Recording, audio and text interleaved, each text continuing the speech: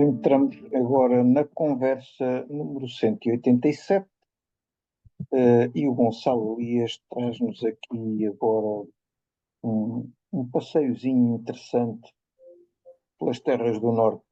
Gonçalo, tudo bem? Olá Zé, sim, eu não diria um passeiozinho, porque isto foi uma viagem de quase um mês. Eu, como referi na conversa anterior, embarquei uma vez mais numa viagem de Interrail, foi o meu quinto Interrail, eh, e, e como já tinha acontecido no Interrail de 1988, eu levei os binóculos para ir observando aves. E eu, nesta situação, eu ia de viagem, numa viagem através da Suécia, muitíssimo longa. Eu referi na conversa anterior que eu tinha escolhido como destino inicial uma localidade que fica no extremo norte da Suécia, que se chama Abisko, e a viagem até lá, só para percorrer a Suécia, era quase 24 horas no mesmo comboio. Eu tinha ido com o meu amigo João Cruz. Nós fomos daqui, atravessámos Espanha, França, Alemanha, Dinamarca. Quando chegámos ao sul da Suécia, fomos até Gotemburgo e em Gotemburgo apanhámos um comboio que percorria a Suécia quase até ao extremo norte, até chegar a Abisko, que eram 24 horas. Chamada Uh, Grande Seca. um bocado, ainda por cima nós não tínhamos lugar marcado, e aquilo, o comboio não era assim tão grande como isso. Às tantas chegam, sentámos num sítio qualquer, depois chegam lá uns indivíduos que tinham um lugar reservado, tivemos que nos levantar. Enfim, já não me lembro se dormimos no chão ou como é que foi. Enfim, uma daquelas viagens aventureiras que para jovens de 20 anos, enfim, dá para aguentar, dá para aguentar. Hoje já não ia dormir num chão do comboio, mas pronto. Adiante. A Suécia, para quem não sabe, é um país relativamente plano, ao contrário do que acontece, por exemplo, com a Noruega, que é um país mais montanhoso, mas há um contraste também muito grande entre o sul e o norte. O sul é relativamente aberto, também tem algumas florestas, mas tem muitas zonas agrícolas, é assim muito plano, com grandes campos, etc. E à medida que nós vamos avançando para norte, ele vai se tornando menos povoado por pessoas e mais florestal. Bom, e então esta viagem de Gotemburgo até lá acima a Abisko começou, já não me recordo, mas qualquer coisa como 6 da tarde, e depois nós vamos a noite inteira de viagem, portanto, durante a noite, e depois, na manhã seguinte, aquilo começa a amanhecer, o comboio continua a sua marcha para norte, e naquela altura de manhã já estávamos na zona das florestas, lá muito para cima. Aquilo só se viam florestas, sobretudo de resinosas, e o comboio só chegava lá ao destino já à meia da tarde, portanto ainda havia ali muitas horas de viagem. A paisagem era muito uniforme, muito monótona, e a certa altura o que é que aconteceu? A certa altura o comboio parou no meio da linha, no meio de Ninhuros, não era nenhuma estação de cidade, era no meio de Ninhuros, no meio da floresta, mas ao lado havia um lago. Já não me recordo se ele parou para se cruzar com outro comboio, deve ter sido uma coisa deste género, porque aquilo era via única. O que é verdade é que nestas zonas florestais do norte da Suécia, aquilo depois está semeado de lagos, tem lagos por todos os lados. E o sítio onde o comboio parou era ao lado de um lago assim comprido, com, sei lá, com 1 quilómetro, 2 quilómetros, uma coisa qualquer. E eu olho e o lago Ah, estava-me ao lado de mim. Ai, nem sacaste dos binóculos. Epá, olha, não me lembro se saquei primeiro os binóculos ou não, sei que olho para o lago e estão lá duas aves a nadar. Acho que eram duas, se a memória não me falha. Epá, pronto, a verdade é que o comboio teve ali algum tempo parado, as aves não estavam muito longe e eu olhei com os binóculos e era a mobelha ártica, né? Mobelha ártica, gávea ártica, em plumagem de verão. Possivelmente seria um casal. Eu não anotei este detalhe, mas possivelmente seriam duas. E como estavam ali ao lado da linha, deu para ver bem. Foi a primeira vez que eu vi mobelhas na vida. Eu nem conhecia muito bem essas aves, mas pelo guia consegui identificar. E eu também já referi em conversas anteriores que nesta altura, no tempo, na década de 80, não havia cá birds para nos dizer em que sítios é que nós víamos cada espécie, portanto havia os guias de campo que nos indicavam genericamente em que regiões é que as espécies ocorriam. Portanto, o que eu sabia já do Interrail do ano anterior é que se eu fosse para o estrangeiro, se fosse passear para um país distante, que eu ia ver espécies novas porque estava numa região diferente. Não sabia muito mais do que isso. Portanto, era um bocado ir assim à sorte e ver o que é que aparecia. Era assim que se fazia birdwatching nessa altura. E então, E esta embora eu já... espécie não é daquelas espécies que a gente veja aqui com facilidade, não é? Não, é uma mobelha que nidifica no norte da Europa, e no norte estamos a falar dos chamados países nórdicos, portanto, Noruega, Suécia, Finlândia, em alguns países do Báltico, em particular na Estónia e depois na Escócia, e depois se estende-se pela Rússia fora até ao Alasca, praticamente. Isso é a zona de reprodução. Depois, no inverno, elas migram para sul, mas não migram muito para sul, elas ficam essencialmente pelas latitudes temperadas. Aparecem regularmente no norte de Espanha e, portanto, invernam habitualmente em pequenos números no Golfo da Biscaia e nas costas da Galiza e até nas costas da Catalunha, mas não costumam descer mais do que isso. Portanto, é como se houvesse ali assim, o olho fica mais ou menos ali nos 42 graus norte, que é o limite norte de Portugal continental. Elas a partir daí praticamente não descem. O mesmo se verifica também em Espanha, Itália, etc. Portanto, há ali qualquer coisa que as faz travar, se é a temperatura da água, se é o comprimento dos dias, se é o ar, se é outro fator, eu não sei. Mas a verdade é que elas portanto, são habituais até à Galiza, mas abaixo da Galiza são muito raras, e eu penso que em Portugal continental até hoje houve no máximo 10 registros. Mas, seja como for, quando elas vêm cá para baixo, é mais em zonas costeiras do que propriamente nos É lagos, como acontece porque nos espaços de reprodução, não é? sim, isto acontece com muitas aves aquáticas que se reproduzem na taiga. Portanto, a taiga é aquele habitat daquelas florestas nórdicas que eu estava a referir há pouco, que se viam no comboio quando se atravessa a Suécia, portanto, que estão ali em latitudes entre os 60 graus e o Círculo Polar Ártico, e que é uma zona, como eu disse também, onde há muitos lagos, só que nessas latitudes os lagos congelam no inverno.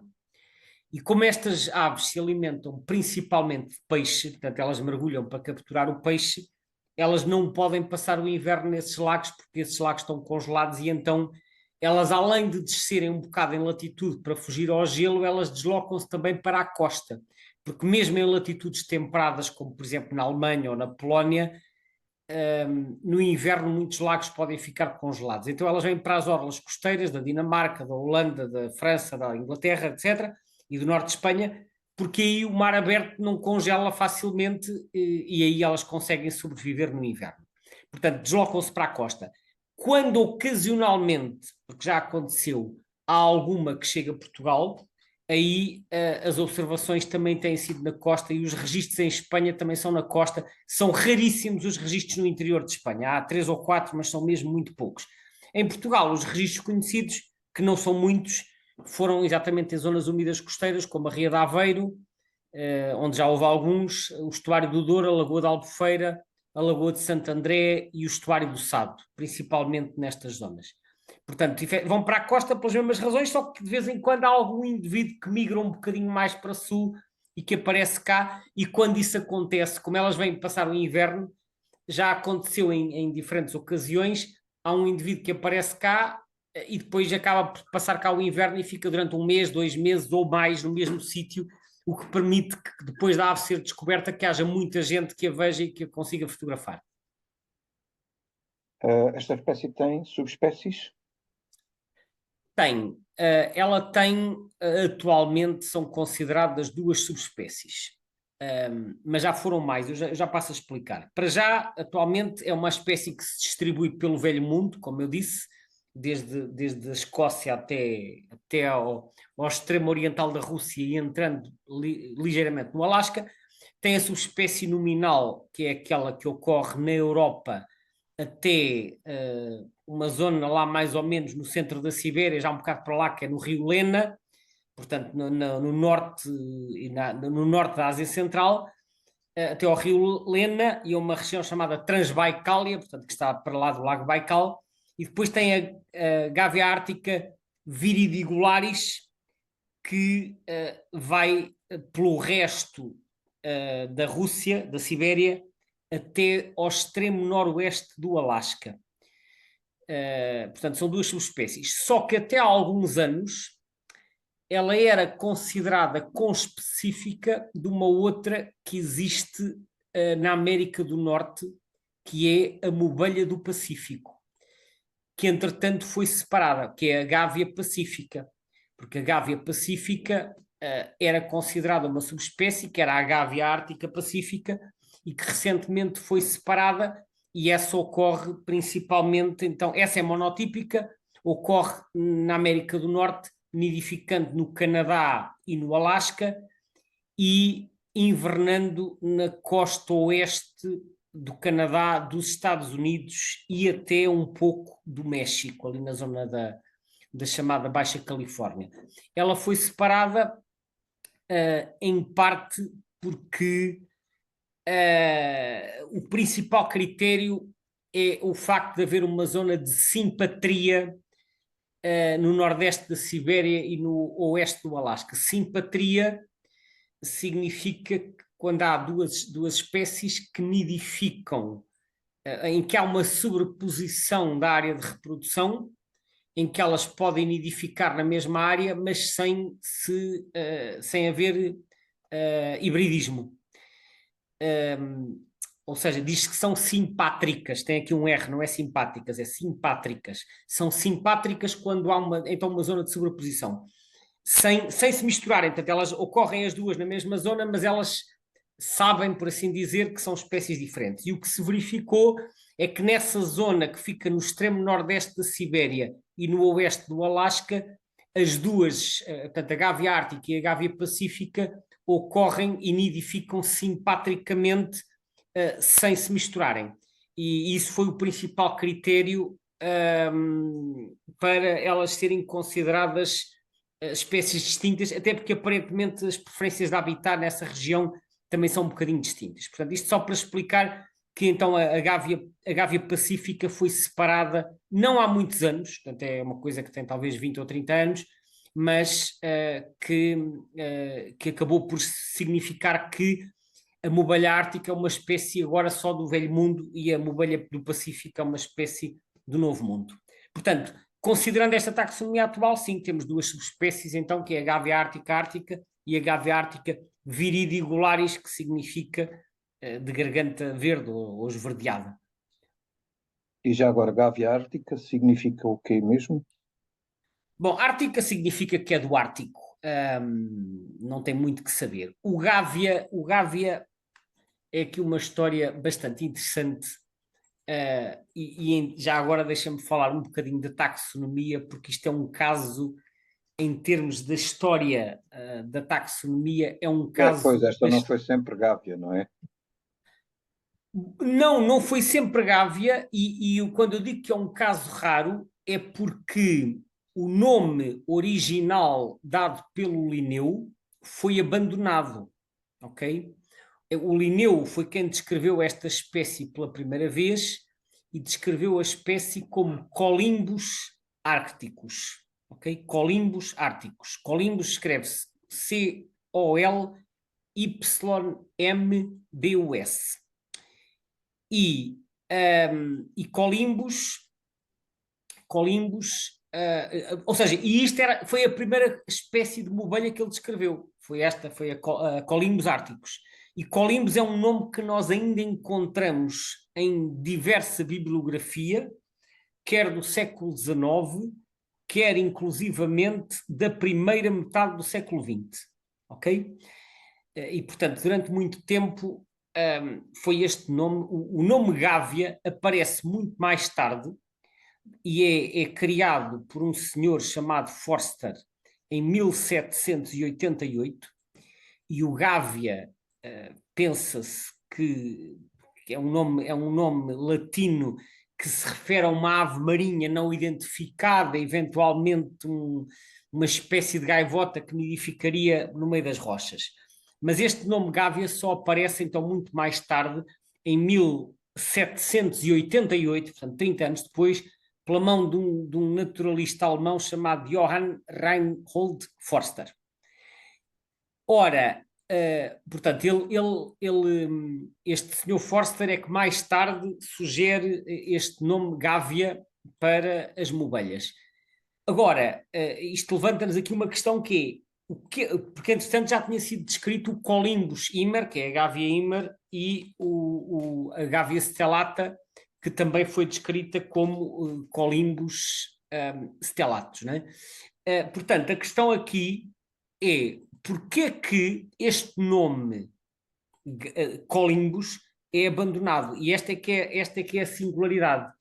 O que aconteceu foi que se chegou à conclusão que, algures no século XX, em meados do século XX, o nome Colimbus estava a dar uma grande confusão, porque se verificou que no Velho Mundo, portanto, na Europa, essencialmente, o nome Colimbus estava a ser usado para as mobelhas, mas no Novo Mundo estavam a usar o mesmo género, portanto, na América do Norte estavam a usar o mesmo género, o nome Colimbus, para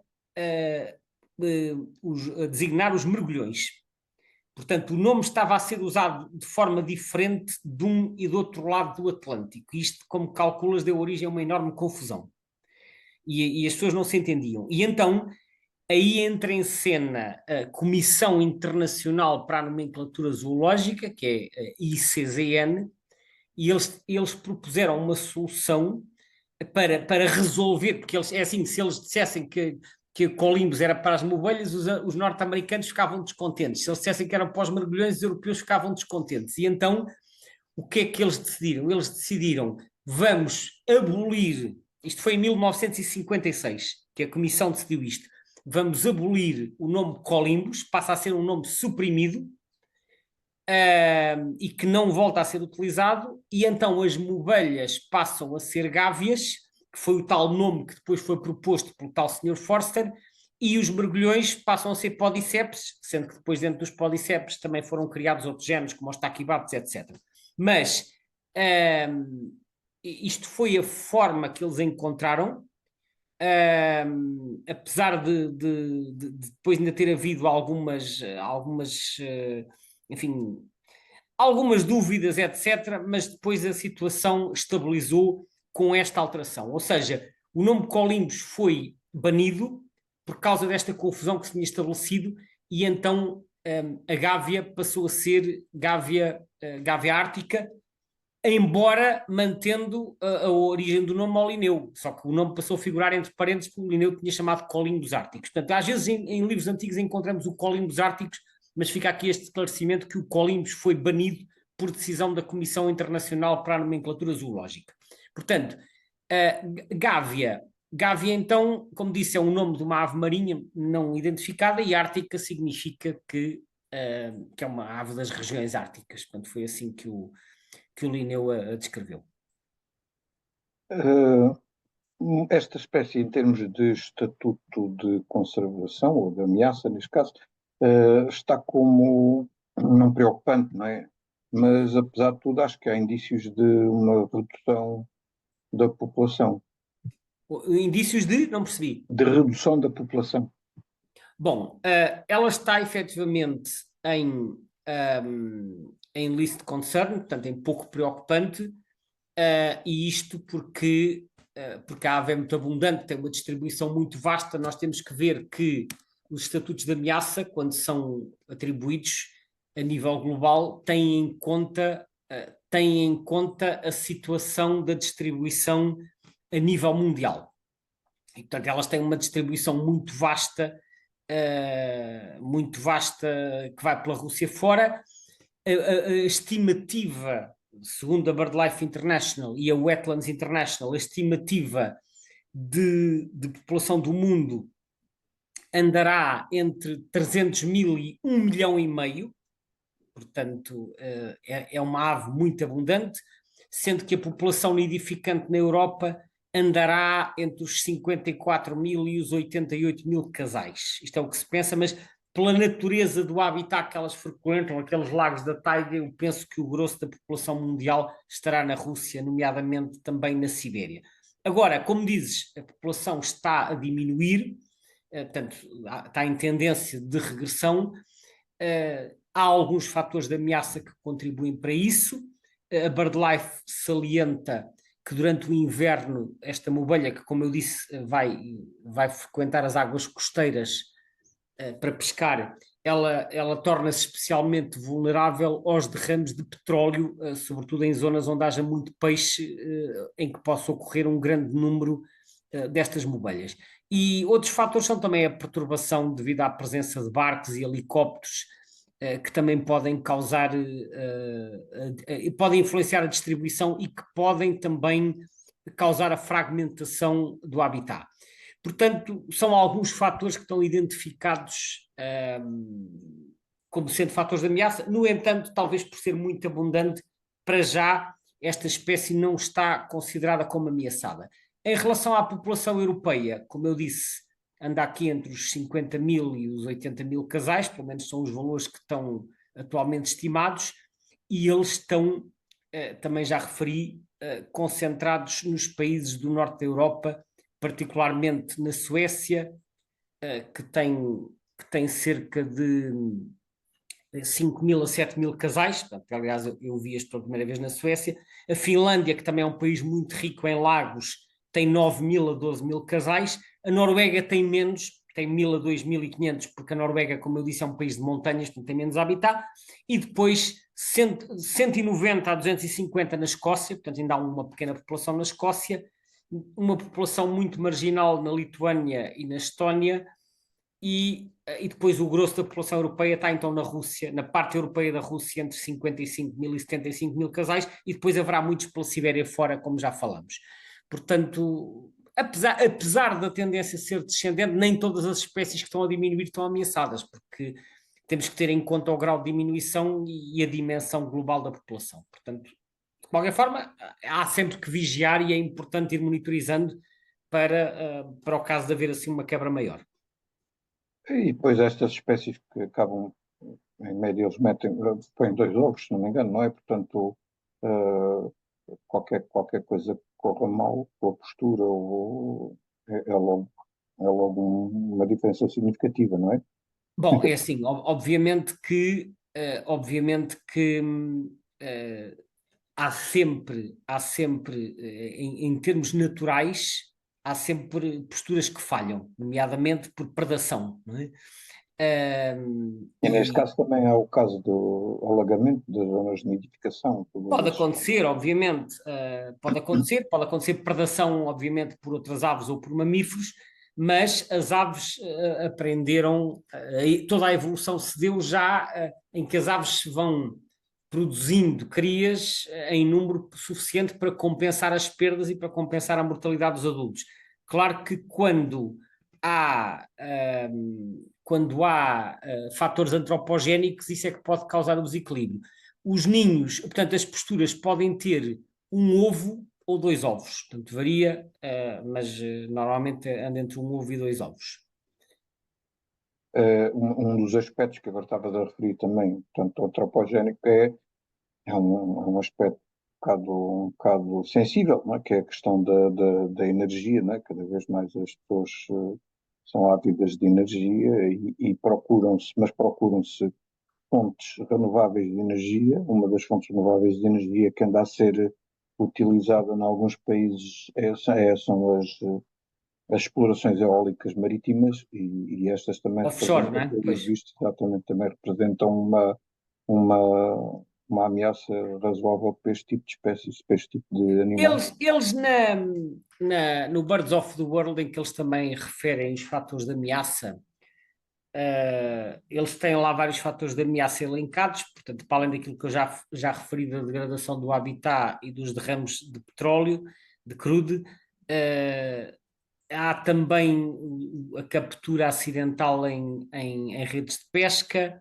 a perturbação nos locais de reprodução e, inclusivamente, em algumas zonas, no passado, havia captura intencional, portanto, aliás, desculpa, eles no Japão havia uma tradição de fazer uma atividade que eles chamam loon fishing, que era um método tradicional de pescar espécies valiosas de peixe. Portanto, eles no Japão, pelo que explica aqui, eles treinavam, não é bem treinavam, mas eles exploravam a capacidade das mobelhas se alimentarem, às vezes em grupo, para irem atrás de determinadas espécies de peixe. Só que isto também eventualmente pode prejudicar as mobelhas. Agora, a relação à questão das eólicas, eu não tenho dados sobre isso, julgo que não seja uma ameaça tão grande como outras espécies, porque as mobelhas tendem a voar relativamente baixo e, portanto, penso que não haverá assim tantas colisões como acontece com outras espécies que voem mais alto. Mas não li nada sobre isso, ok? Gonçalo, só deixar aqui a informação para quem esteja interessado em saber mais alguma coisa sobre estas espécies, neste caso sobre as mobelhas no sentido geral destas espécies, que há um webinário sobre o tema, não é verdade? Exato, é bem lembrado, sim senhor, um webinário que fizemos em janeiro de 2023, que está no canal YouTube do Aves Portugal e que também está partilhado na página da Mobelha Ártica no portal Aves Portugal, e o webinário chama-se Mobelhas, as grandes nadadoras que vêm do frio, e nesse webinário falamos desta e das outras espécies de mobelhas que já foram vistas em Portugal e das quais falaremos em futuras conversas. E pronto, ficamos por aqui hoje. Gonçalo, obrigado. Obrigado, Obrigado a Zé. todos os que Obrigado a contribuíram. Até à todos. próxima. Vamos continuar nesta viagem pela Suécia. Até breve.